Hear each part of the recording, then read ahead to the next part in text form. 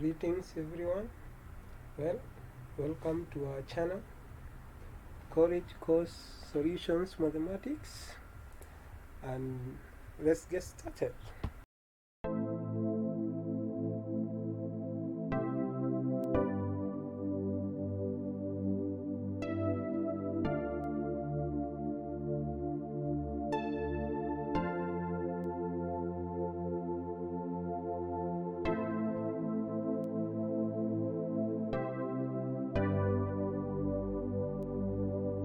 So today we are gonna be looking at decimal conversions, and as you can see on your screen, there are 6 types of decimal conversions, and you can see there are actually 6 types. So we are gonna be starting with the decimal to binary conversions. So when you're given a question for you to convert decimal to binary, like this one here, we are going to be calculating this one, where you have been told to convert 57, which is in decimal, to its binary equivalent. So there are 2 methods. I'm going to be covering them. First method is whereby we just take the base of the form of the system in which we are converting to. Like in this case, we are converting to binary. We just take the base of the system that we are converting to and start powering it from 0 going upward until we reach a certain power where the number we get as a result is actually greater than the number we are converting. Like in this case, you see we took the base of the binary, started powering it to power 0, it became 1, to power 1 it was 2, 2, 4, 3, 8, 4, 16, 2, 5, which is 32, and actually we reached to a point where when we powered the binary base by 6, which is 2, we got 64, which is greater than 57. So when you reach to that point, you just have to cancel that number and actually work with the rest. So you take 32, 16, 8, 4, 2, and 1. So what you just have to do is that starting from the greatest among the ones you pick to work with, after you have cancelled the one that surpassed the one you are converting, you start from the greatest, you start dividing the number that you are converting. In this case, as you can see there on top, we are converting 57, so we just take 57 and we start dividing by 32. So it will be 57 divided by 32. Of course, 32 will go into 57 one time, leaving a remainder of 25. So this one time you come and write here under 32, 32 has gone into 57 one time, leaving a remainder of 25. Then you take this 25 and you say 16 will actually go into 25 one time, leaving a remainder of 9. So you write this one here under 16. Then of course you have a remainder of 9, which is greater than 8, which means 8 can go into 9 one time, leaving a remainder of 1. So just write 1 here, this one. But now when you come to 4, since you have been left with a remainder of only 1, and 4 is greater than 1, it means then it is impossible for 4 to go into 1. So just write a 0 here. The same goes with 2, it is greater than 1, which means it is impossible for it to go into 1. So just write a 0 here. But when it comes to 1, 1 can go into 1 one time, of course leaving a remainder of 0. So you just write this one here. So just like that, you come and arrange the numbers as they appear. From the largest, you come and pick 1, 1, and 1, 0, 0, 1, and that's your binary, which is of course of 57 decimal. You have converted it to binary. So the second method in which we use to convert decimals into binaries, we call it the division algorithm. It's whereby we just take the number into which we are converting, basically the decimal, and we start dividing it by the base of the system we are converting to. In this case, we are converting to binary, which means we are going to be dividing 57 by 2, which is going to give us 28, of course remainder 1. Then 28 by 2 is going to give us 14, and remainder 0. 14 by 2 is going to give us 7, remainder 0, and 3. 7 by 2 is going to give us 3, remainder 1. Then 2 will go into 3 one time, giving a remainder 1, and then 2 will go into 1 0 times, of course leaving a remainder 1. Of course, I said earlier before, when you are picking the binaries from the division algorithm, you take the remainders from bottom going upward. So we are going to be having 1 1 1, which we wrote there, and then the rest are going to be 0 0 1. So you can see, confirming from this answer, they are the same from both methods. So let's look at the second conversion under decimals, which is binary to decimal conversion, and we are going to be taking this question where you are told to convert this binary into its equivalent decimal. So when you are told to convert a binary into a decimal, you just take the binary number and start counting from your right. If this you are counting in order to acquire the powers, so you're gonna have 0 1 2 3 4 and 5. So when you count like this, of course you're gonna put it in to base 2, which is gonna be 1 times 2 is to power 5 plus 1 times 2 is to power 4 plus 1 times 2 is to power 3, of course, plus 0 times 2 is to power 2 plus 0 times 2 is to power 1, and plus 1 times 2 is to power 0. It's gonna be 32 plus 16 plus 8 plus 0 plus 1, which is 57. So since we had for clarity purposes, we have taken the same binary in which we had gotten here, so that you can be sure. You can see we have arrived at the same answer in which we began, which is 57. So for the second method, in which we use to convert binary into decimals, is actually called the double Dipole method. So it's one of the simplest. I actually prefer it.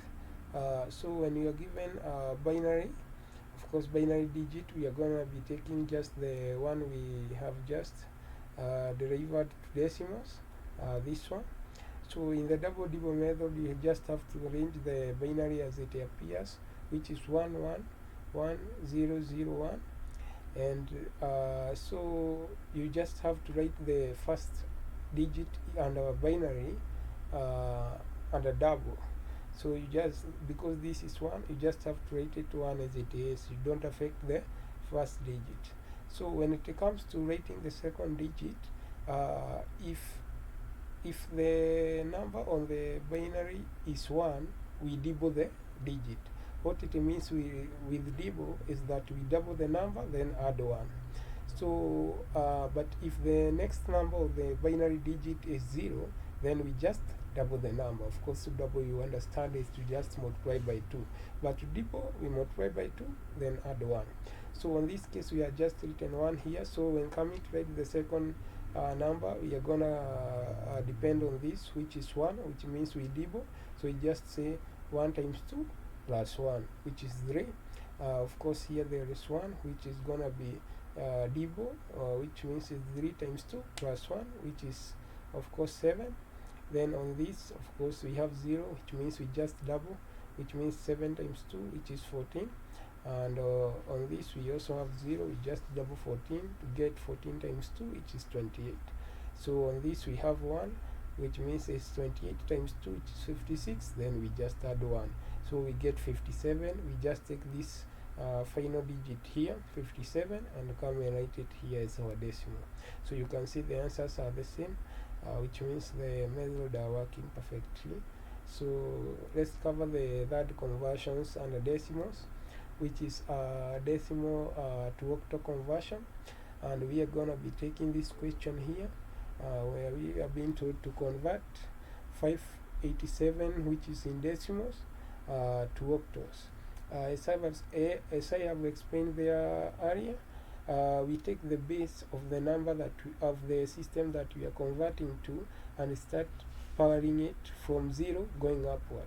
So in this case, the base of octal is 8, so we are just going to take 8 into power 0, 1 going upward until we reach a certain number where we power the base and get a result which is greater than the number that we are converting. So you can see here, we will come here powering 8 power 0 getting 1, 8 power 1 getting 8, 8 power 2 of course 64, 8 power 3 512, still not greater than the number we are converting. So 8 power 4 it will be 1486, which is greater than the number we are converting. So we are just going to cancel there and take from here, which is 512, 64, 8 and 1. Okay, so we are just going to come here 587, divided from the greatest, which is 512. We of course 512 is going to go into 587 one time, leaving a remainder of 75. So you write 1 and 512. Then of course we come and take 64, which is going to be going into 75.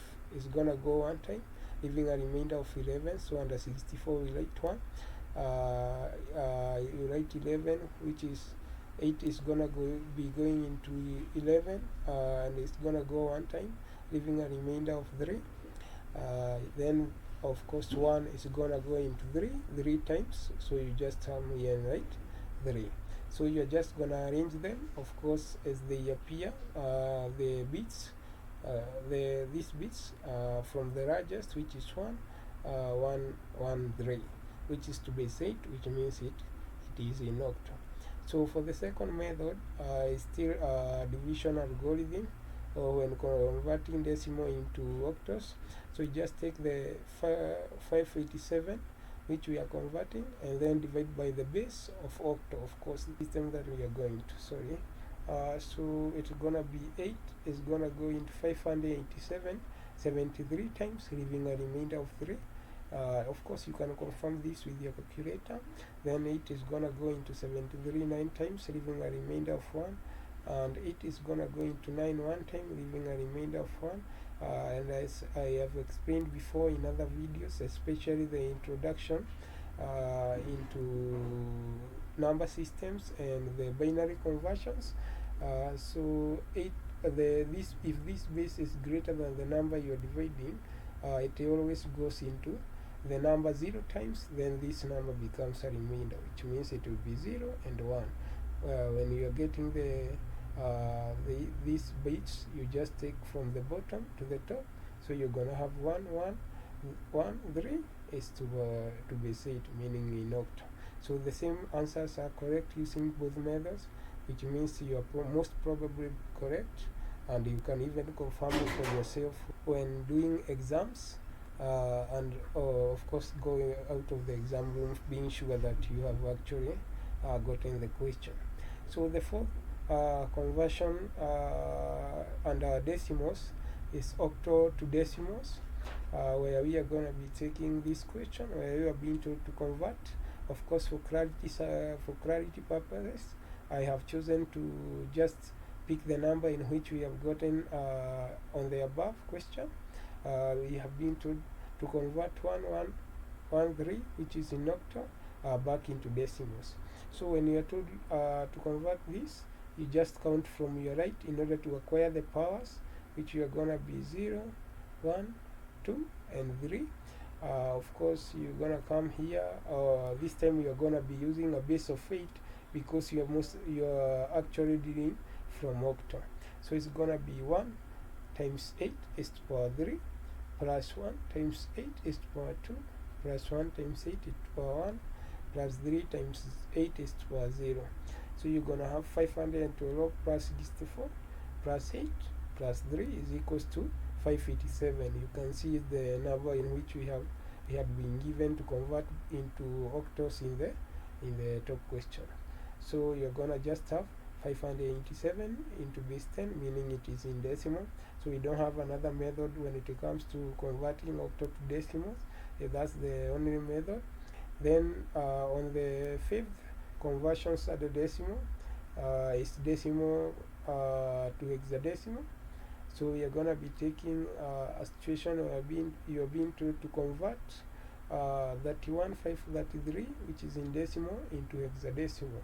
So here you just take the base of the system you are converting into and start powering it from 0, 1.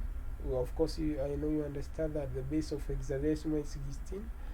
So you're gonna power it until you reach a point where the numbers you get as a result after powering the base is actually greater than the number you are converting. So here it will be 16 to power 4. So you just cancel that, and you come here and say that 1,533 is divided by 1496. 1496 will go into 31,533 7 times, leaving a remainder of 2,861. So under 1496 you write 7. Then you come here, 2861 divided by 256. 256 will go into 2861 11 times, leaving a remainder of 45. So you just write 11 here. And then this 45, 16 will go into 45 2 times, leaving a remainder of 13. So you just write here 2. Then this 13, 1 will go into 13 times, leaving a remainder of 0. So you just write 13 here. So you're gonna come and write the hexadecimal as of course you have gotten these digits here. So you're gonna be having 7 B 2 D into base 16, meaning it's hexadecimal. So of course, if you don't understand why we write the hexadecimals like this with alphabets, I would recommend you watch another video I have actually done for you. It's called the Introduction into Number Systems, and you're gonna be able to understand much more clearly. So on the second method, when converting decimal into hexadecimal, of course, is division algorithm, where we just take the number in which we have been given, 31533, and then divide by the base of the hexadecimal, which is 16. So we are gonna be having 16 is gonna go into 31533 1970 times, leaving a remainder of 13. And of course you can confirm with your calculator. And 16 is gonna go again into 1970 123 times, leaving a remainder of 2. And 16 is gonna go into 123 7 times, leaving a remainder of 11. Of course here you can see 7 is smaller than 16, which means 16 is gonna go into 70 times, and this 7 is gonna come here as the remainder. You're gonna take the numbers for the remainders from the bottom going to the top, of course, to get your hexadecimal. So you're gonna arrange it like that, but you can't write hexadecimal like that. So you're gonna come and write it as 7 B 2 D into base 16. So on the last conversions at decimal is hexadecimal going back into decimal. So here you just for clarity purposes, I have chosen to take the hexadecimal you have just gotten above, which is convert 7B 2D into base 16 to decimal. So when you're being told like this, you just come here and count from the right in order to acquire the powers, which is gonna be 0, 1, 2, and 3, which means it's gonna be 7, of course, to base of hexadecimal times 16 is to power 3, plus 11 times 16 is to power 2, plus 2 times 16 is to power 1, and plus 13 times 16 is to power 0. It's gonna be 28,672 plus 28,16 plus 32 plus 13. It's gonna be 31,533 to base 10, which means it is in decimal. Of course, the number we had on top there, meaning that we got it correctly. So that's all for today. I hope you understood. But I would really recommend you watch the video on introduction to number systems in order to understand the whole concept. And thank you. I will see you on another video. Please don't forget to subscribe and hit the bell icon in order to be updated whenever we post more mathematical solving solutions.